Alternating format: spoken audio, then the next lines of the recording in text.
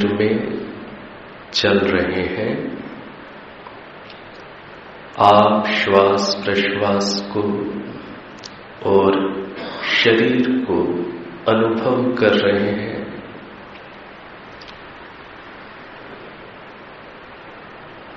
अनुभव में आने वाला ये श्वास प्रश्वास, ये शरीर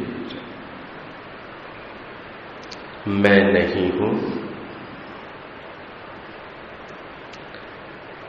मैं इसे अनुभव करने वाला चेतन तत्व हूं।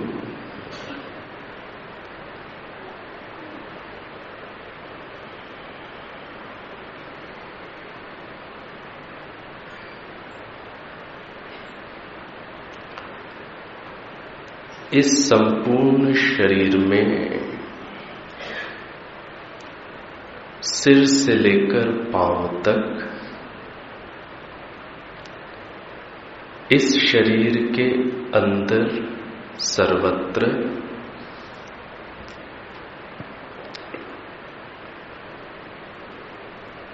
इसको रचने वाले प्रभु सर्वत्र व्यापक हो रहे हैं,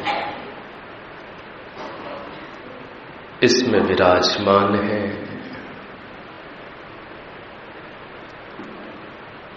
और इस शरीर को अनुभव करने वाले मुझ चेतन आत्म तत्व में भी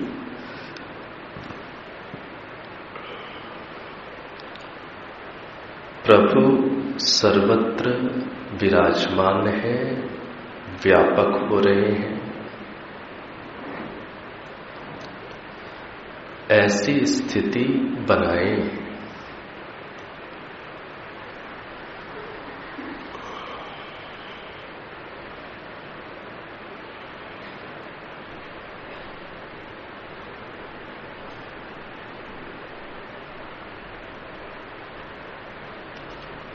अब लंबा गहरा श्वास भरें।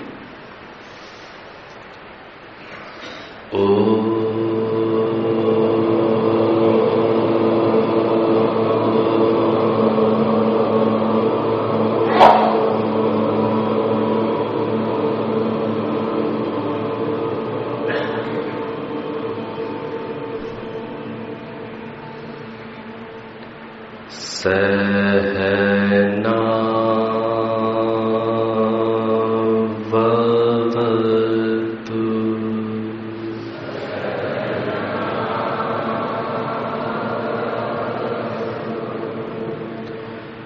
सहनौ भुनक्तु।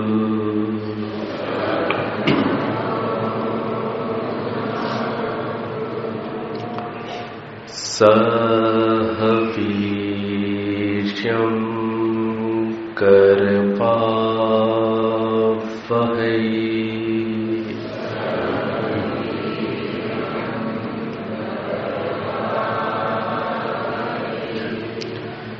तेजस्विनावधीतमस्तु।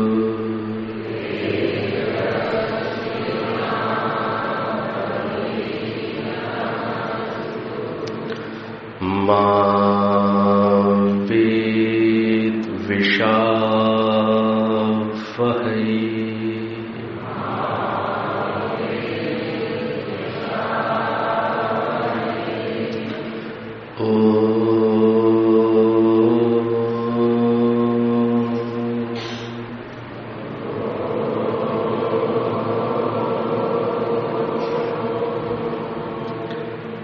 शांति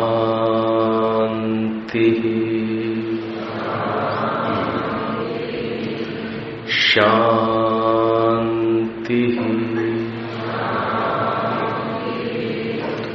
शांति।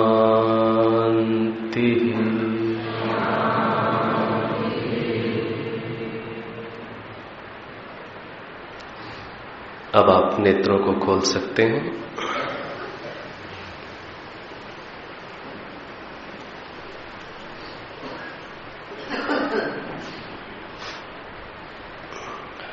यम नियम की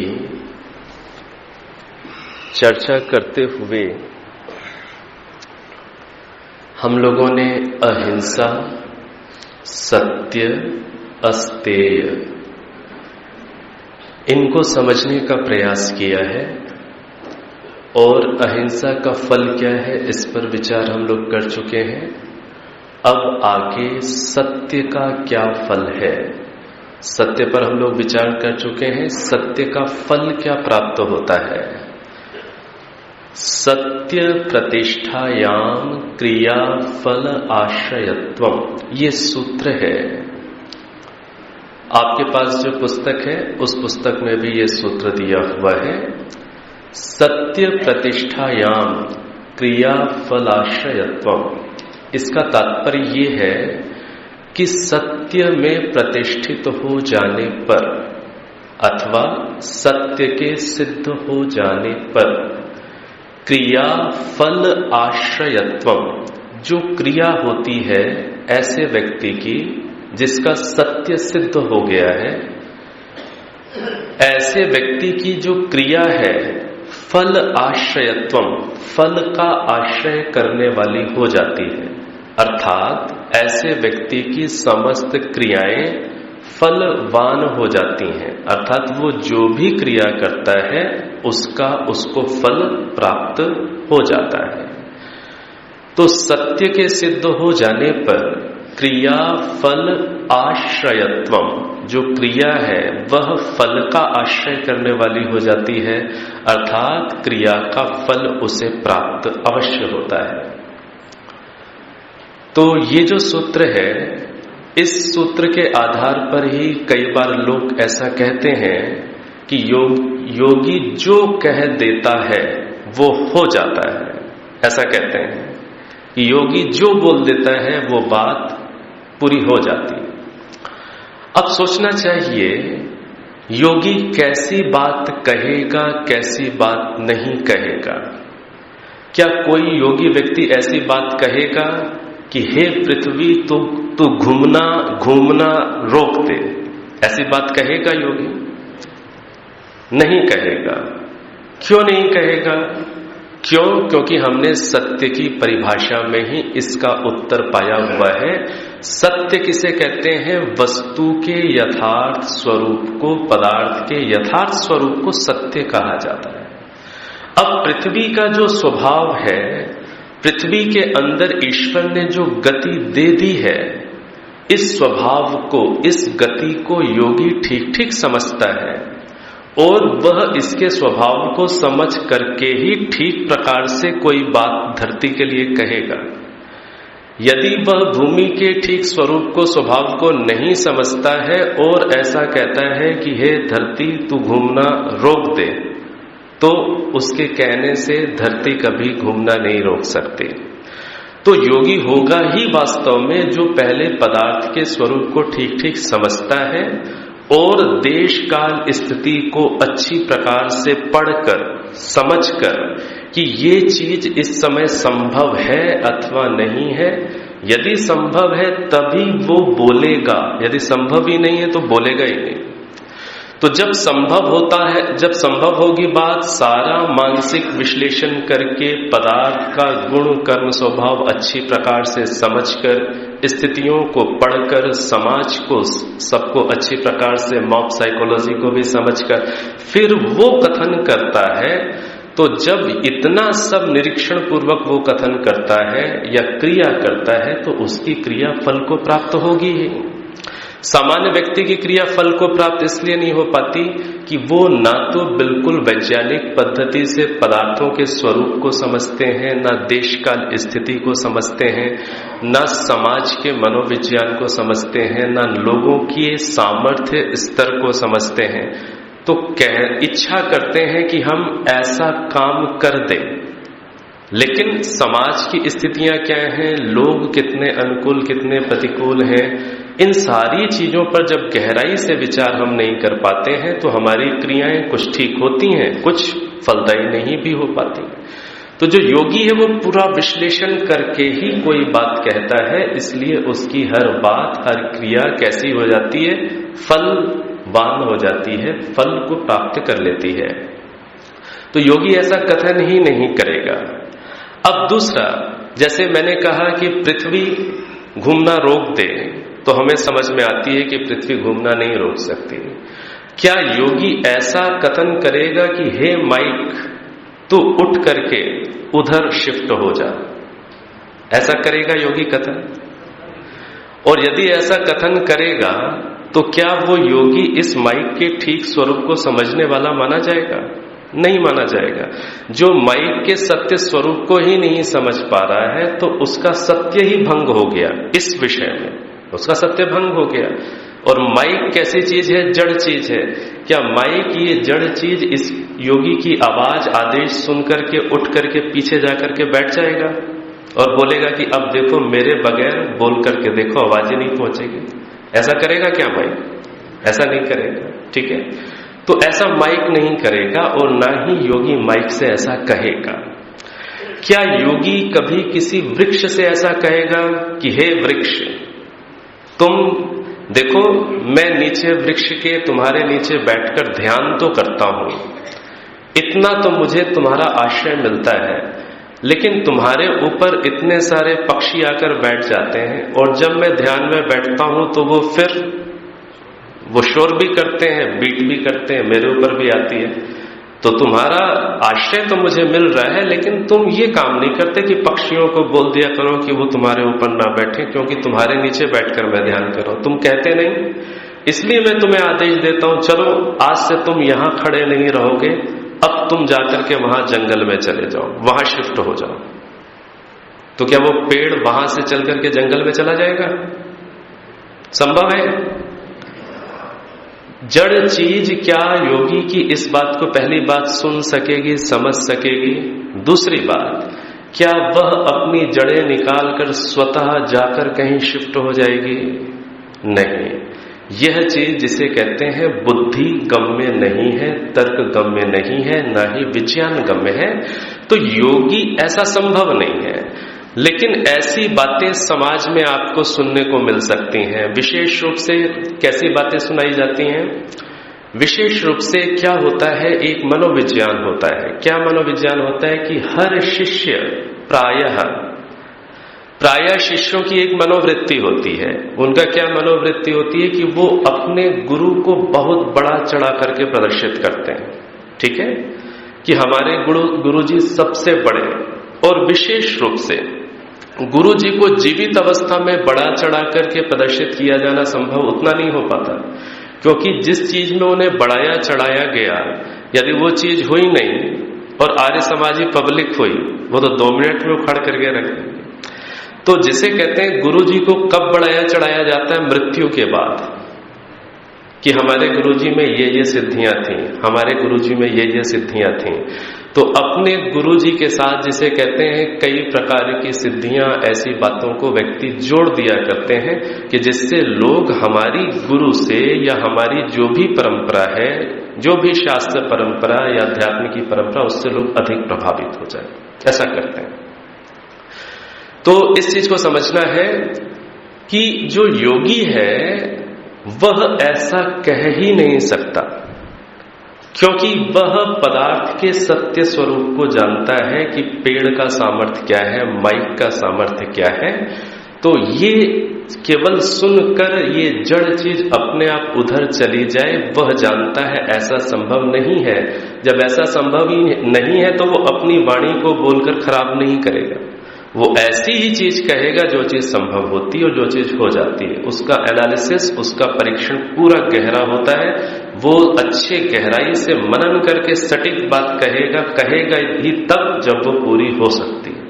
ठीक है, इसी प्रकार से क्या योगी कहेगा कि हे अग्नि तो ठंडी हो जा?